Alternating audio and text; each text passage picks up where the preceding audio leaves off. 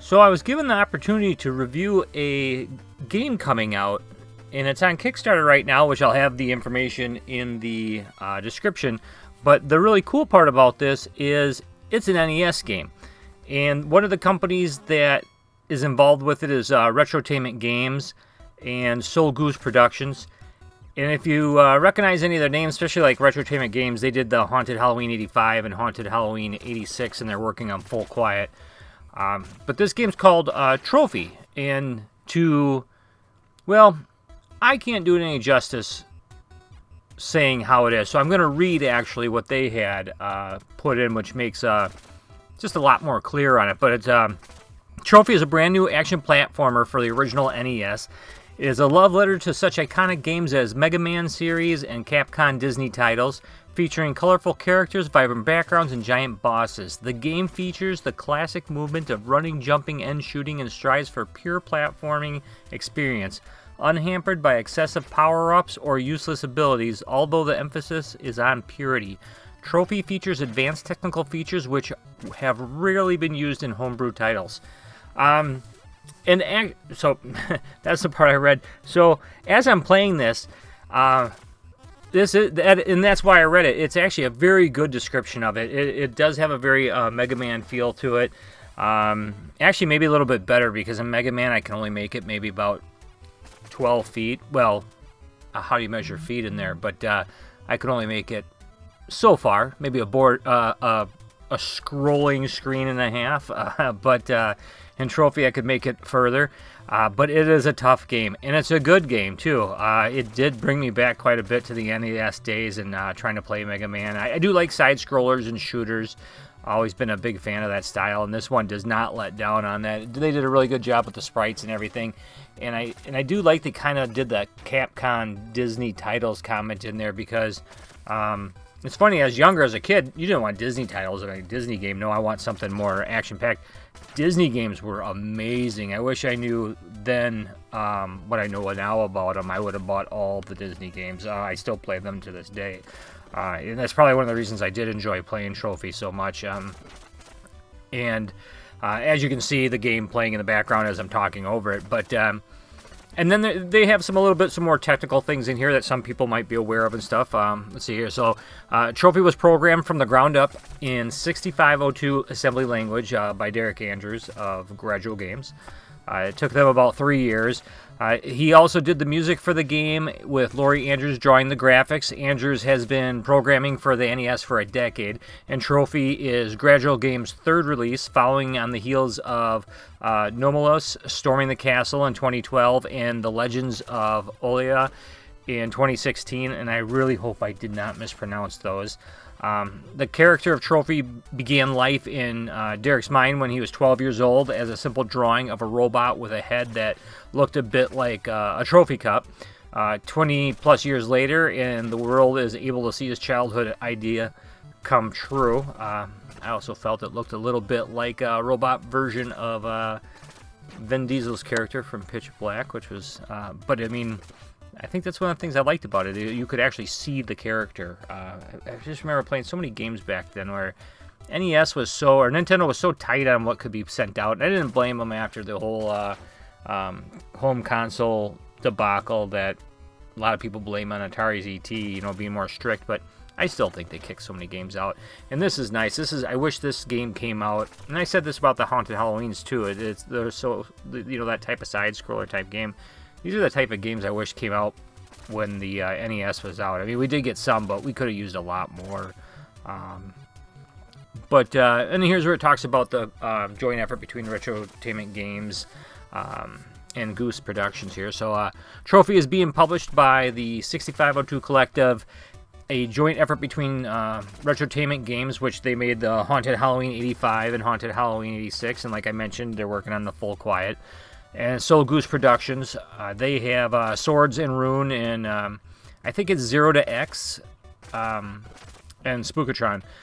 The 0 to X, it's the number 0 and then the letter X, so I'm not sure if it's 0 to 10 or 0 to X, but it's a good game. Our goal is and this is what they're saying here, our goal is to help support developers in making new games for the NES through publishing and distribution. in addition to undertaking commission-based programming projects. The Convention Quest, Zao, and Reformat Reboot. So I threw that out there. Like I said, normally I would just try to say it myself, but they said it so much better, and I didn't want to screw it up. And I've done that actually in other reviews too, because sometimes, we can't beat the writers themselves. They knew what they were talking about. The story behind it is, and I'll read this out too, is on the far fringes of space, a peaceful planet of robots is discovered by two spacefaring computer scientists, Jared Sword and Zeliquin. They befriend the inhabitants of the planet Girus 9, and after a time, Sword returns to Earth to reveal their findings. He takes with him the robot Beeper as proof of their discovery, and the mutual understanding between human and robot culture blossoms.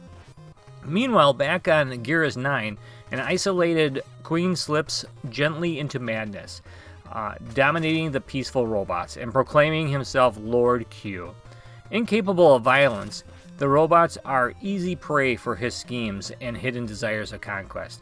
When Sword and Beeper finally return to the planet, they are confronted by what Quinn has become, Sword, being a frail nature, and Beeper, being unable to commit acts of violence, realize that what they must do. Using the technology found on Girus 9, they fuse into one being, part human and part machine. Trophy is born. And that's kind of where it goes from there. I mean, it's you have so like the features list 9 levels of intense platforming action. You'll see as I'm going through here, there's 8 boards. When you beat all of those, you unlock the 9. I have not beat this yet. It's a tough game. I can get to the bosses finally. You do improve as you go on, but it is tough. And you find different ways to battle, which is kind of neat. They do respawn. You got to be careful how far you go off the screen and go back, because that'll bite you. There's been a bunch of times I was trying to dodge someone and to shoot them, and sometimes you learn real quick that sometimes it's just better to leave them behind and just keep moving forward. And then there's other things in here that were, I don't remember being actually this good in games when I was younger. They did a really good job with, I mean, I know like hockey games, they did a good job with ice and stuff, but the ice level in here, they did a really good job on. That along with the train level. In fact, I'll make sure that part's up here. You'll see that I'm running across the top, and I'm thinking to myself, oh, I got this. I'm going. And then eventually you get to a part where you drop in, and it's kind of bad timing in dropping in. So when I played through the second time, I actually didn't take that way.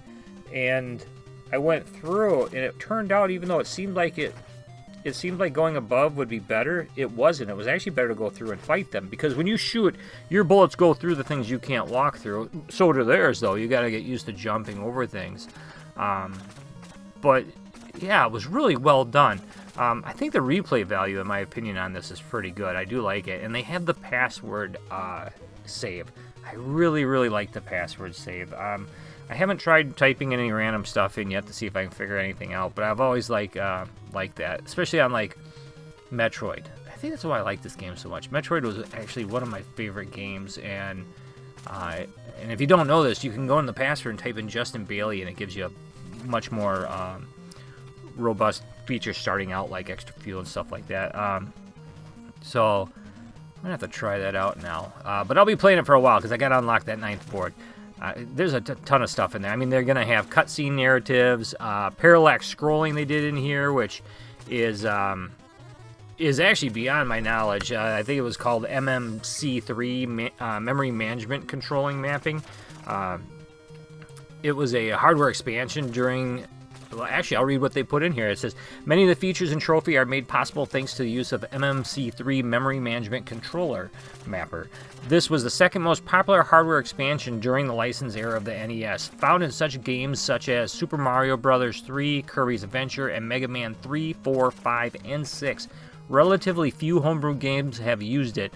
However, both due to not needing the features it provides and also due to the increased cost of the board, Trophy was specifically built around MMC3, as it allows for gameplay features such as parallax scrolling, increased memory size, and the giant bosses in each level. And they have big bosses in it. They are difficult. You can see the patterns, and I I got to figure out the best way to go through it. On Kickstarter, or they began the campaign February 27th of this year, and, well, 2020 if you're not watching this video in this year. But, and they also had it on display at the Retrotainment booth at PAX East Convention Center, and it met its funding within 8 hours of the launch. And according to their notes, it tripled their expectations. And I can see why. It's been a great game so far. If you go on Kickstarter, and I'll have the notes in the below. Hopefully it's still going on. Otherwise, if it's not, I'm sure it'll be on their website. They had different reward tiers. They got digital for the NES ROM or PC, which is only like $10. Regular edition cart only $50. Regular edition complete in box is $60. And then, unfortunately, the next one they're sold out of. But I read somewhere to keep checking back or something because of cancellations or something. That was something I read somewhere else when I was researching the game a little bit. But the limited edition complete in box is 100. But it was limited to 100 copies, and they are currently sold out. It's really good. You got to check it out. In fact, I'll put all the links in social media, Facebook, everything in the description below. Yeah, as you can see, I've had all my gameplay going. I have a lot more gameplay. I kind of pick and chose what I put up there. I put somewhere I failed, somewhere where I didn't.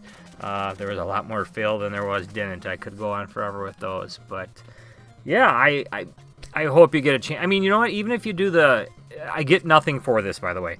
But if you're into these games and you don't care about collecting so much, get the $10 NES ROM for the PC. It's worth it. It helps out a company that's actually really into making a decent game. And they even made comment somewhere on it where, and I like that they did, about how this isn't a game that's emulating an 8-bit era. This is an 8-bit game. And I think that's great. I'm actually going to probably end up getting I'll probably do the regular edition card only. I say that. I'll end up getting the box. I like having the boxes. But, yeah, it's awesome. I'm really pumped that they're making these. I hope they do more. I think they should be supported. Nice thing about these cartridges, if you've seen some of my videos in the past, you know that I actually think physical media is dying in the future generations, and I'm not a fan of that. I like physical copies of things, and for them to still make these Nintendo games, it's great. When you buy it, you own it, and I really like that. So, yeah, go help them out, support them. Buy something. Other than that, thanks.